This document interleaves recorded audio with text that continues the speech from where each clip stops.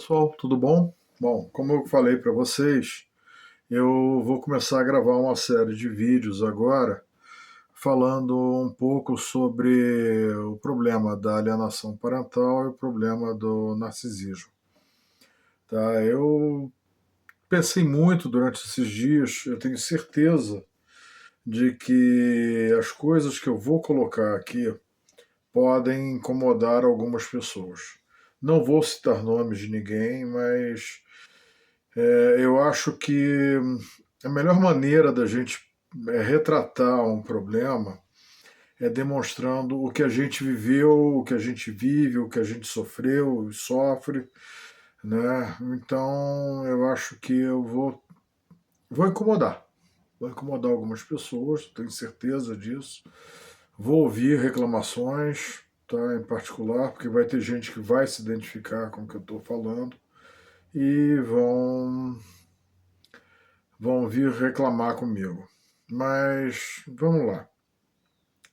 Como eu disse no vídeo passado, eu não deleto ninguém da minha vida. Tá? Quando eu chego a cortar alguém da minha vida, que eu não quero mais falar com essa pessoa, deu basta, chega, não quero mais contato, é porque algumas opções. Tá? Foram poucas as vezes que eu fiz isso na minha vida, tá? Mas ou realmente era uma pessoa que me trazia uma carga negativa tão grande, tão que me saturava, que eu, meia hora conversando com ela eu ficava esgotado emocionalmente. Assim, era como se uma nuvem negra viesse para cima de mim jogando raios e sugando minha energia toda, né? Outras pessoas que eu deletei foi por questão de caráter mesmo, né? Pessoas que demonstraram um caráter extremamente duvidoso e que eu acabei limando, né? E então, ou então foram é uma coisa difícil de falar, tá? Porque na verdade eu convivi com essa pessoa por 52 anos. E eu acabei precisando limar essa pessoa da minha vida porque eu não aguentava mais, que é o narcisista. Sabe? Por mais que eu tivesse feito terapia, por mais que eu tivesse feito até terapia com hipnose, eu cheguei a fazer para tentar superar os traumas gerados pelo narcisismo da pessoa, né? Então, são coisas bem puxadas. Tá? Bom, vamos lá. Como eu já falei, eu tenho 60 anos de idade, sou divorciado, tenho 3 filhos. Né? Meus pais separaram quando eu tinha 4 anos de idade, não tinha nem 5 ainda, eu tinha 4 para 5 anos. Bom, isso tudo veio gerando uma série de problemas na minha vida e tudo, né? Então, é, e aí, por consequência disso, veio alienação parental, veio um monte de coisa. Pô, então, não é fácil, tá? Como eu digo, eu sou um sobrevivente de muitos problemas que eu passei e ainda passo, né? Coisas que foram muito pesadas. Ah, dentro do quadro da alienação parental, como eu falei no vídeo passado, eu consegui resgatar a minha relação com meu pai, eu pude ter ainda 15 anos bons com ele. Como eu digo, eu fui um filho ainda aquém do que ele merecia que eu fosse, mas foram 15 anos ainda, um pouco mais de 15 anos. Meu pai faleceu, eu tinha 35, né? Tem 25 anos que ele faleceu. E o meu resgate de amizade com ele, de carinho com ele, ocorreu quando eu estava com 18, 19 anos. Né? Eu tive um afastamento dele que durou cerca de 10 anos. Né? Bom, mas vamos começar. É, a pessoa que sofre, você pegar vídeos, por exemplo, que falem de pessoas narcisistas, como enfrentar, como é que faz, como é que não faz, psicólogos falando como é que você tem que lidar com o narcisista. E você tem centenas na internet. Você abriu o Instagram e procurar narcisismo, você vai encontrar, sei lá, milhares de perfis falando sobre o narcisismo. Então o que eu vou falar é o que eu vivi como narcisista, com o narcisista, né? É, eu não sei por quê. Eu nunca consegui descobrir isso, nem fazendo hipnose, regressão, nada disso. Mas eu nunca consegui entender por que, que a presença da minha mãe nunca me fez bem. Era uma coisa tensa, isso desde os 3 anos de idade. Tá? Eu recordo o pânico que às vezes que eu tinha dela. E uma vez que ela quis sair, queria fazer alguma coisa na rua, queria levar a minha irmã, e eu não quis ir. E ela ficou furiosa comigo, eu não conseguia entender, eu simplesmente não queria sair, eu queria ficar quieto em casa. Eu tinha 3 anos e meio, sabe? Eu não queria sair de casa, eu queria ficar quieto no meu canto. E ela teve um acesso de fúria comigo, sabe? Uma coisa assim que eu nunca entendi. E aí, com o passar do tempo, eu fui começando, quer dizer, lógico, não naquela época, mas eu fui começando a ter problemas de relacionamento com ela, tá? O narcisista tem uma característica muito marcante. Ele quer dominar você, ele quer deixar você sob o julgo dele. Então, ele que decide tudo que você vai ter que fazer, como é que você vai fazer, que roupa você vai vestir, tudo, o que você vai comer, o que você não vai comer, e não importa a sua idade, não importa nada. O que interessa é a vontade dele, tá? E não é fácil isso, não é muito fácil, não é nada fácil. Isso gerou em mim uma série de inseguranças, de medos. Por mais que eu fosse um bom aluno no colégio, minha mãe nunca estava satisfeita comigo, com as minhas notas, sabe? E quando eu comecei a entrar na crise da adolescência, que eu tive nota vermelha, que eu comecei a contestá-la, cara, eu virei para a família inteira um garoto problema. O Guilherme é problemático, o Guilherme é, pô, um cara complicado. Nada, simplesmente eu era um adolescente que percebeu quem era a mãe dele, quem era o pai também, né, mesmo à distância, e foi se decepcionando com as pessoas. Pô. O meu pai não tinha conseguido, não conseguia conversar, nós éramos muito distantes. Mas com minha mãe, quando eu questionava, ela virava um bicho, sabe? Cansou de me. E aí você passa por humilhações públicas, sabe? Me lembro lá no clube, a gente frequentava lá o Piraquê, o Clube Naval na Lagoa, né? E as pessoas às vezes vinham me elogiar, poxa, teu filho é tão educado, teu filho é tão simpático, tão alegre. Mas você precisa ver dentro de casa, é uma capeta. Cara, eu nunca fui uma criança complicada, pelo contrário, eu era uma criança mais reservada. Levado, sim. Eu afrontei também. Pô. Qual criança, que ainda bem, né, sabe, que as crianças fazem artes, isso faz parte da vida, mostra a inteligência da criança, mostra a astucidade, a astúcia, né, da criança. Pô, eu acho divertido isso. Sempre me diverti com as artes dos meus filhos. Às vezes não eram legais, mas eu achava divertido. Eu tinha que botar de castigo, dar uma bronca, mas eu por dentro estava morrendo de rir das coisas que eles faziam, né, das ideias que eles tinham. Então é uma coisa assim, sabe, que foi gerando uma série de consequências. A minha sorte é que eu tenho uma tia, irmã da minha mãe até, que me levou para fazer terapia. Eu tinha ainda 14, 15 anos, sei lá, 16, né? E o que essa questão toda de conviver com a pessoa narcisista foi gerando dentro de mim. Além da insegurança que eu tinha, eu sempre me sentia inferior aos meus colegas de colégio, aos meus amigos, sabe, a todo mundo. Eu me sentia inferior, eu me sentia incapaz, eu me sentia feio, eu me sentia medroso, eu me sentia inseguro. É, como é que poderia dizer? Essa questão toda me fez ter medo das relações e começou a me jogar em depressão.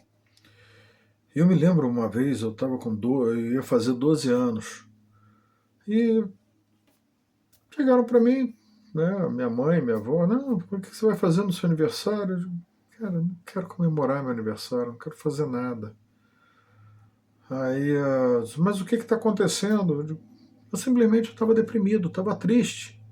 Eu não queria, não tinha razão para comemorar o meu aniversário. Entende? Eu me sentia triste, eu não queria fazer nada, sabe? Porque é engraçado, porque como eu digo, o narcisista ele tenta te impor as coisas. Eu me lembro um aniversário meu, eu era mais novo, né? Eu devia ter, sei lá, 9, 10 anos. E a minha mãe comprou umas roupas para mim, porque eu não gostei de nenhuma delas, sabe? Pô, eu falei, mãe, não gostei, vamos trocar. Cara, foi um drama. Eu fui dormir aos prantos de tanto que eu ouvi.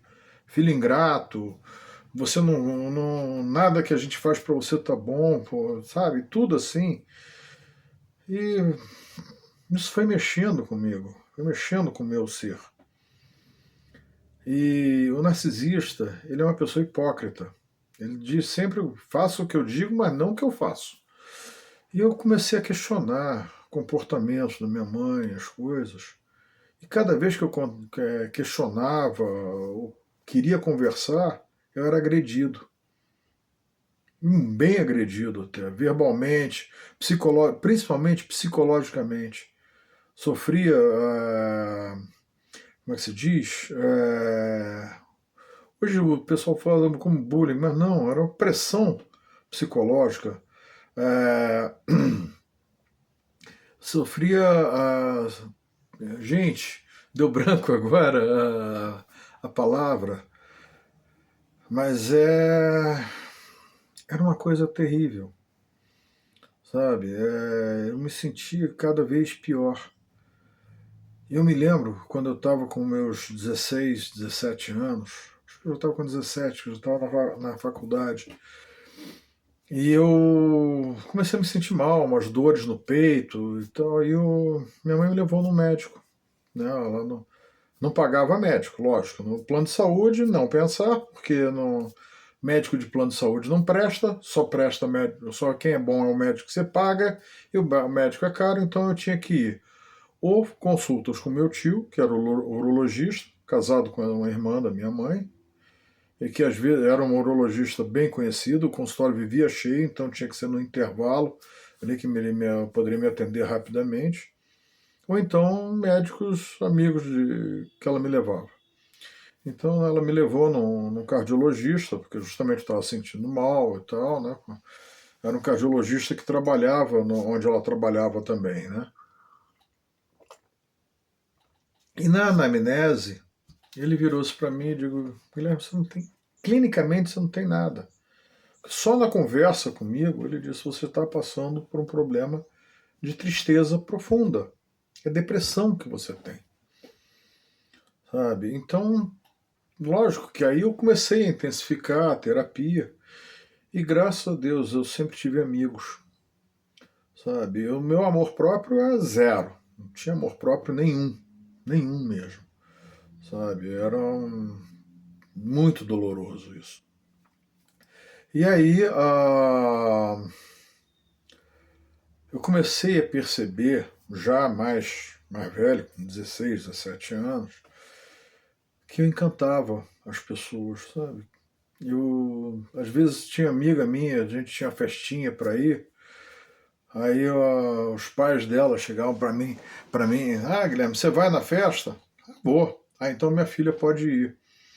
E aí eu vi que eu começava a trazer segurança para as pessoas de fora, por mais que eu fosse inseguro, medroso e tudo, mas eu era um cara sério, era um cara respeitador, era um cara honesto, sabe? Nunca me meti em confusão, nunca tive qualquer tipo de problema com drogas, com nada, nada, nada. Lógico, tomei meus pileques já, mais velho, então, como todo jovem, né? Mas eu comecei a entender que eu era paquerado, sabe? Eu não me sentia capaz de conquistar uma menina, mas de repente eu comecei a perceber que as meninas me paqueravam. Isso foi me trazendo mais uma paz. E aí foi um trabalho de construção, sabe? De amor próprio, de autoestima, de você se sentir mais capaz, né? Mas foi difícil, sabe? Na faculdade, no trabalho. Eu sempre me sentia incapaz de fazer o que eu estava fazendo. E aí isso começava a me dar problemas de saúde. Comecei a desenvolver gastrite, ainda com 20 e poucos anos de idade, eu já tinha uma gastrite crônica. Antes dos 30 eu já era hipertenso, né? E aí foi me dando um desespero, porque eu louco para sair de casa, não aguentava aquela pressão, não aguentava aquela hipocrisia toda, aquela chantagem emocional. Eu lembrei a chantagem emocional era terrível, terrível mesmo, sabe? Então foi muito complicado tudo isso para mim. E ainda é, tá? Não vou dizer que não é, não. Ainda continua sendo. E aí a minha vontade, meu desespero de sair de casa, de sair daquele ambiente, eu fui procurando outras coisas, eu fui trabalhar numa empresa. Pô. Eu tinha 23 anos de idade, pô. Eu não tinha maturidade profissional nem emocional para a função que eu estava indo exercer.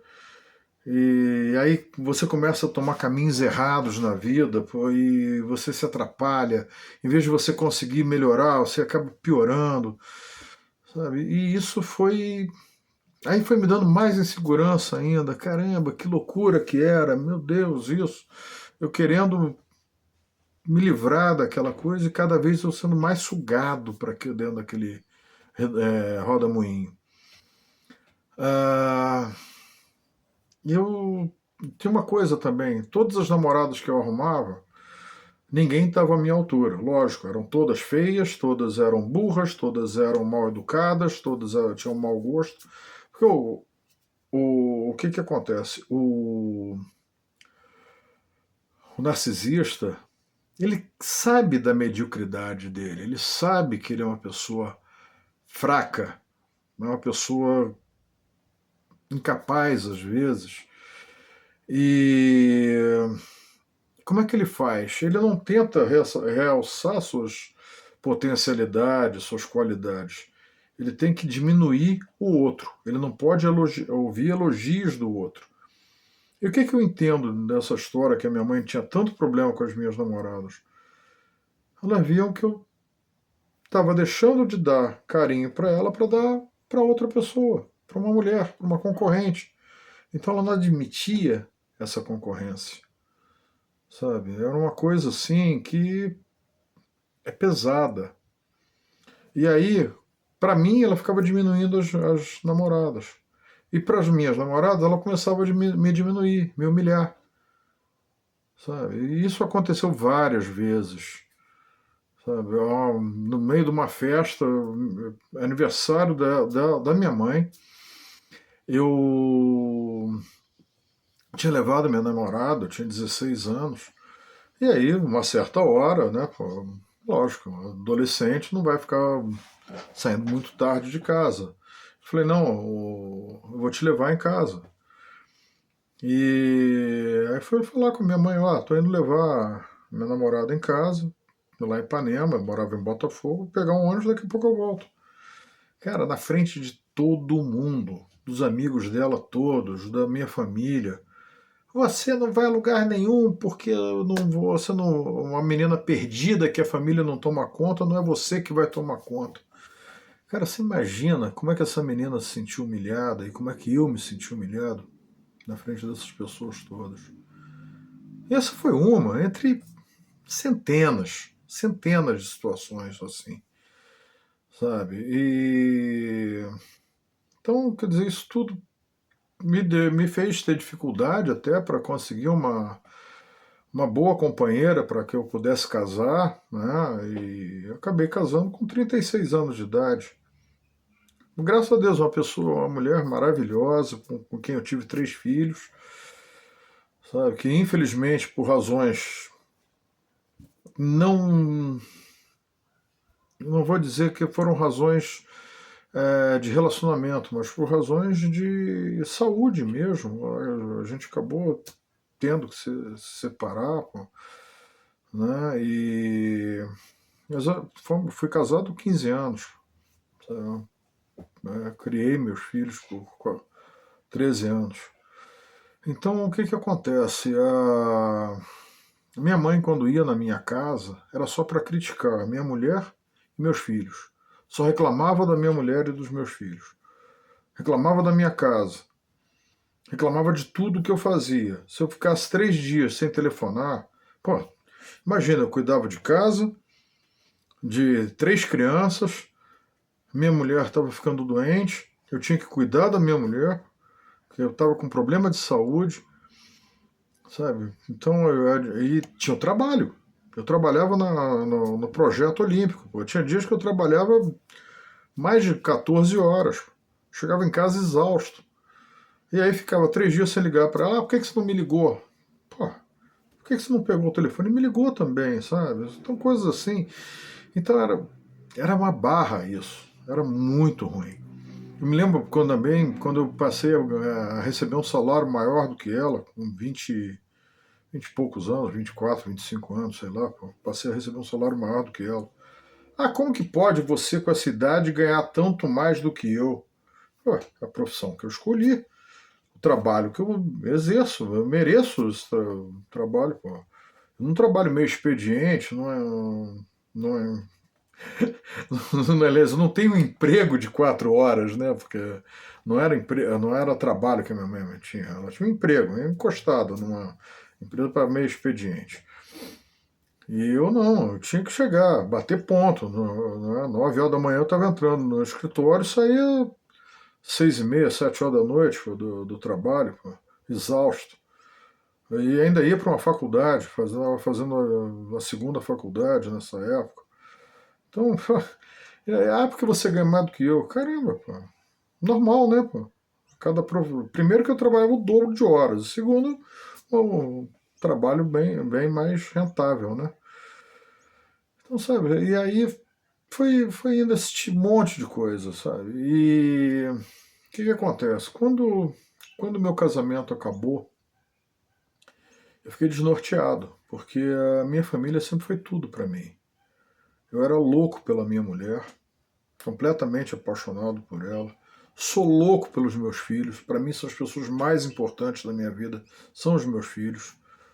Adoro eles, pô, dou minha vida por aqueles 3, sabe? E eu fiquei sem saber até o que estava acontecendo, porque a família da mãe deles bloqueou todo tipo de contato que eu tinha com eles. Eu não conseguia conversar com meus filhos. Quando eu comecei a ter novamente contato com eles, pô, a minha mais velha começou a me agredir. Até um dia que eu perdi a paciência com ela, falei um monte de besteira também, né? Então não foi fácil. Aí os 3 anos que eu fiquei sem nem ter notícias dos meus filhos, não tinha notícias deles, por causa da alienação parental feita pela família da mãe deles, que depois eu vou comentar sobre isso é coisa mais pesada ainda, sabe? Porque aí entra mau caratismo também, banditismo, tá? Da família dela. Então, a minha mãe só sabia reclamar. Por que que meus netos me abandonaram? Não querem falar contigo, tudo bem. Mas e comigo? Por que que eu fiz?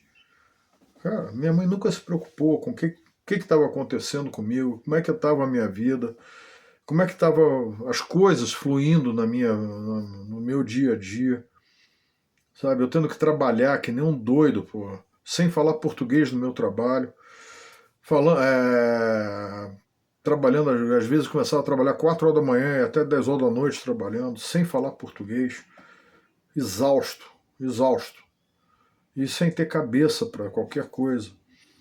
E aí, quando as coisas começaram a acalmar, que eu estava trabalhando menos, que eu já tinha passado jogos, que eu estava reorganizando minha vida, eu tive como enfrentar esse problema da justiça. Por quê? Embora estivesse pleiteando a guarda compartilhada, o processo não andava. Houve um despacho de juiz para que eu pudesse ter acesso aos meus filhos, o que nunca foi respeitado pela família da mãe deles. E, e aí, eu consegui entrar com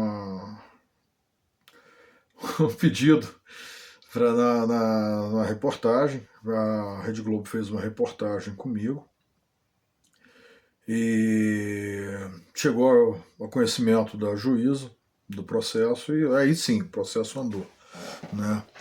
Mas isso foi um parênteses, tá? Na alienação parental, mas vou voltar para o narcisismo. O que acontece? Quando meus filhos voltaram a frequentar a minha casa, quer dizer, no caso, a casa da minha mãe, porque como eu tinha desmontado já meu apartamento, eu tinha entrado num outro relacionamento, né, que foi um dos maiores erros que eu cometi na minha vida, mas na época foi importante para mim, mas foi um tremendo erro que eu cometi na minha vida. Então eu comecei a encontrar com meus filhos na casa da minha mãe. E a minha mãe começou a criar problema. Em vez de ela estar feliz de estar com os netos na casa dela, essas crianças aqui me dão trabalho, só estão me dando despesa porque eu tenho que sair para comprar lanche para eles. Cara, comprar uma forma de pão, um pacote de requeijão e um refresco. Era a despesa que a minha mãe tinha. Eu chegava lá, às vezes, antes dos meus filhos, não tinha louça para usar porque ela tinha deixado tudo lá para eu lavar quando chegasse. Então, às vezes, eu estava lavando louça em vez de ficar com meus filhos. Porque ela tinha que estar com eles, não eu. Era ela que tinha que estar ali com eles. Isso foi criando uma tensão. Já existia, sempre existiu tensão entre minha mãe e eu, né? E aí foi criando, aumentando a tensão de uma maneira absurda. E nisso surgiu a oportunidade de vir morar em Petrópolis. E eu pus meu apartamento à venda. Inclusive minha mãe estava me ajudando a botar o apartamento à venda, sabe? Porque no início eu pensei em alugar, mas porque eu estava indo morar com outra pessoa, aí pensei, não, vou alugar, de repente vira uma renda, eu dou o aluguel de dar pensão lá para meus filhos e tal, uma coisa assim, né? E aí, não, surgiu essa oportunidade de me mudar para Petrópolis. Falei, não, vou botar o apartamento à venda. E a minha mãe topou, né? Ela mesmo foi procurar corretor para botar à venda e tudo. Até que eu fechei a venda do apartamento. Levou alguns meses e tal. Eu sei que eu estava pedindo um pouco acima do mercado para justamente negociar. Consegui fechar no valor de mercado e sem corretor. Eu estava fazendo a venda direta do apartamento. Então, todo o dinheiro que entrava eu não ia ter que pagar ninguém. Era dinheiro líquido para mim. E já estava negociando a compra de uma casa em Petrópolis. E aí, quando eu chego para mostrar o apartamento, para acertar os detalhes finais da venda do apartamento, eu descubro que minha mãe tinha alugado o meu apartamento. Sem meu conhecimento. Sem falar nada comigo. Pô. Me fez perder uma venda num valor que estava dentro da faixa de mercado, boa. Eu ia comprar uma casa bem mais barata, infinitamente melhor do que o meu apartamento em Petrópolis. Ainda iria sobrar dinheiro da venda do apartamento para eu melhorar a casa, mobiliar, essas coisas todas. Imagina, um apartamento de 100 metros quadrados em Botafogo, eu estava comprando uma casa num condomínio muito bom em Petrópolis, que tinham só 6 casas, uma casa de 180 metros quadrados com 4 suítes. Tá? Era essa mudança que eu estava fazendo. Em um condomínio com piscina, sauna, quadra de esporte, ducho, quadra de tênis, quadra de futebol, né? Pô, salão de jogos, o espaço gourmet, tudo, tudo, tudo. Então, quer dizer, e aí foi a gota d'água. Foi quando eu falei, não, chega, cansei, pô. Cansei, sabe? E desde então eu não convivo mais com a minha mãe, não falo mais com ela. Há um ano e meio atrás, uma tia, essa mesma que me pagou psicólogo, que era viúva do médico, né? Ela foi, não, Guilherme, vai véspera de Natal, vem cá, tua mãe quer falar contigo, pô. Sabe? E aí eu, tá, tudo bem, véspera de Natal, vamos lá, fala, conversa. Primeira, crente que ela vai chegar, pô, e aí, como é que você tá, pô? Como é que estão as coisas lá em Petrópolis? Quando é que sei lá, perguntar qualquer coisa da minha vida lá. Eu já vinha comentando sobre entrar para a política lá em Petrópolis, sobre a ideia de me tornar vereador lá e tudo. Aí minha mãe chega para mim, primeira frase que ela virou para mim, disse: Você não tem vergonha, não? Tá enorme de gordo, parece um. Vai morrer a qualquer momento, que porco que você tá. Cara, ela não falava comigo há 6 anos. Foi assim que ela se virou para mim, sabe? Então, é o que eu digo, não adianta. Eu posso até perdoar tudo que ela fez, mas conviver não dá. Não dá para conviver com uma pessoa narcisista. Então, o que eu digo, a gente sai fragilizado, sai cheio de problema, sai ferido, sai. Caramba, a vida de quem é filho de narcisista, seja pai, seja mãe, avô, né? De repente, quando você tem um avô narcisista, conheço casos assim, né? Era um general já falecido há muitos anos, não cheguei a conhecê-lo pessoalmente. Ele passava os dias vendo vídeos com seus discursos, com as suas homenagens que recebidas, olhando seus diplomas de personalidade do exército, tratava os filhos de acordo com a vontade de cada um, dele em relação a cada um. Porque ainda tem isso, o narcisista, ele escolhe um filho para ser o favorito, o outro não. Quando você tem um filho que te contesta, que te questiona, o narcisista passa a odiar aquele filho. E o outro que ele manipula, que ele consegue, cai na chantagem emocional dele, que cria uma codependência violenta, esse ganha tudo dele. Sabe? Você quer ver um exemplo? Teve um Natal, eu, por exemplo, sou chato com sapato. Sapato eu que tenho que escolher, porque eu tenho um pé gordo, alto, então eu tenho que calçar, experimentar antes de comprar. Eu gosto do som meio clássico para modelos e tal. E aí a minha mãe me ligou na véspera de Natal. Ah, quanto é que você calça? Pô, eu não compro sapato para mim, porque eu tenho que experimentar o sapato, tenho que olhar. Não adianta comprar, porque vai ter que trocar depois. Ah, teimosia, não, o narcisista, não, eu vou levar porque ele vai ter que usar esse sapato. E comprou um sapato para mim. Mas tem um modelo que eu achei legal, pô, mas não era o que eu gostava. Tá? Eu disse, eu não falei para não comprar, pô. Você não gosta. Isso na frente de todo mundo no Natal. Você não gosta de nada do que eu te dou. Comprei com todo carinho para você, mas eu falei, não compra porque eu vou ter que trocar depois. Não adianta comprar sapato para mim sem eu estar vendo, sem eu experimentar. Conclusão, fiquei sem presente de Natal aquele ano, porque ela pergunta, vou trocar coisa por coisa para mim. Tá bom, sabe? Isso eu já tinha uns 30, mais de 30 anos, tá? Esse tipo de coisa, assim. Sabe? Então, e aí eu vejo, por exemplo, a minha irmã, cara, morro de pena dela, cara. Teve a vida toda tolhida por causa da minha mãe. Profissionalmente, sabe? Tá lá, tudo bem, tá feliz com o marido dela, que é um cara maravilhoso, adoro meu cunhado. Tem um filho que é ótimo menino, pô, tá lá cursando engenharia agora, até na mesma faculdade que eu fiz, na UF, né? Pô. Mas é uma relação de codependência, pô. Uma não. Elas vão para o supermercado juntas, uma pega uma coisa, a outra pega exatamente a mesma, não muda nem a marca, não muda.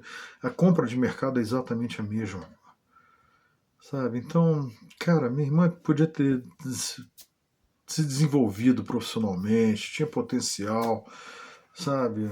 Mas graças a Deus, está lá casada com o marido dela, os dois se amam, pô, eu fico feliz pra caramba. Eu gosto muito da minha irmã, tá? Eu amo a minha irmã, né? Embora ela tenha um espírito de competição comigo, mas por quê? É gerado pela minha mãe. A mãe narcisista quer ver os filhos se degladiando, ela não quer ver eles em harmonia, sabe? Então, são coisas assim. Sei lá, o vídeo deve estar ficando longo, né? Mas é um desabafo. E eu acho que esse desabafo, esse testemunho que eu estou dando, ajuda um pouco as pessoas a me conhecerem, ajuda um pouco as pessoas entenderem o que é viver sob a égide de um narcisista, cara. Você às vezes tem vontade de morrer, tá? Eu já tive vontade de morrer. Eu tinha meus, sei lá, 29 anos.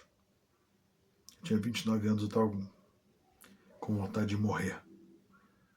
De tão ruim que estava a minha vida. Eu não tinha mais vontade nenhuma de fazer nada. E aí eu peitei a Deus. Pedi a Deus ou mudasse minha vida ou me levasse. Que acontecesse alguma coisa comigo e eu morresse. Tá? E realmente aconteceu. Tá? Como eu digo, desde os meus 12 anos, eu sempre fui muito integrado dentro da igreja, eu sempre fui muito próximo, mas naquele ano de 94 houve uma grande revolução na minha vida, em vários aspectos. Isso me aproximou demais de Deus e da igreja. Então hoje eu tenho essa entrega da igreja, na minha fé, até por isso, porque eu vi que Deus me amparou nesse momento de desespero, nesse momento que eu pensei em desistir de tudo. Tá? Então, desde essa época, minha vida nunca foi muito fácil. Tive bons momentos, maus momentos. O período que eu fui mais feliz na minha vida foi o período que eu tive a minha família, que eu era 100% realizado, eu podia estar sem trabalho, eu podia estar passando necessidade, tudo, porque como eu trabalhava com eventos, então às vezes você está cheio de evento, às vezes não tinha evento. Então, sabe, as coisas mudavam às vezes do dia para a noite, mas eu tinha um lar. Eu tinha uma mulher maravilhosa que eu era completamente apaixonado por ela. Sabe aquela pessoa que você diz, caramba, que bom que ela está aqui do meu lado. Meus filhos que, sabe, a gente. Sabe aquela família de propaganda de margarina? Assim era a nossa família. Com muito carinho, muito amor, muito respeito, alegre, feliz, brincando. Tinha brigas? Tinha. De vez em quando solava, tinha que dar umas palmadas nas crianças? Tinha, normal. Né? Embora você sabe que para um pai dar uma palmada no filho dói mais no pai do que no filho. Mas às vezes é, é necessário para impor limites, às vezes, nas crianças, sabe? A desobediência, às vezes, é muito grande. Mas é isso, gente. Eu acho que dá até para ter uma continuidade nesse vídeo. E eu vou ver aqui até quanto tempo ficou. De repente amanhã não, amanhã e terça eu vou ter que estar em duas obras. Não vou conseguir, mas de repente quarta-feira eu volto a gravar. E aí depois eu entro na questão da alienação parental, que é outro tema, assim, que aí vai ter feminista querendo discutir comigo, vai ter uma. Olha, vai ser uma maravilha, eu vou adorar. Eu gosto de ver o circo pegar fogo. Tá bom, gente, vou continuar tomando meu chazinho aqui que tá frio pra caramba, tá bom? Abraço para todos, fiquem com Deus.